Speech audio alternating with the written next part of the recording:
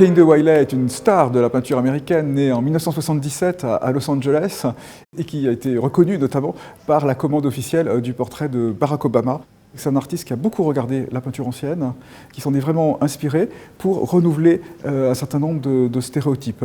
Dans les œuvres qui ont été présentées à la Biennale de Venise au printemps et que nous montrons donc pour la première fois en France, il interroge notamment une sculpture du musée d'Orsay, Femme piquée par un serpent de Clé-Singé, qu'il transforme en un modèle masculin qui reprend la position de la sculpture.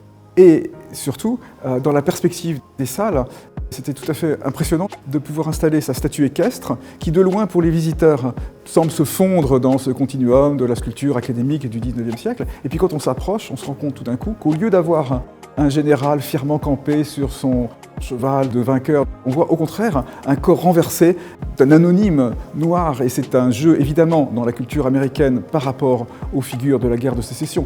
Mais ça nous parle aussi par rapport à tous ces stéréotypes de sculpture équestre dont nous sommes un petit peu habitués sur nos places. Kehinde Wiley vraiment reprend les stéréotypes de la peinture, de la sculpture occidentale et nous en propose une nouvelle lecture. Et donc c'est particulièrement intéressant, je pense, pour les visiteurs du musée d'Orsay, d'avoir ce regard qui amène à réactualiser toute l'iconographie des tableaux et de sculptures que l'on trouve dans les galeries. Kehinde Wiley prend ses modèles dans les rues de Brooklyn ou de Dakar.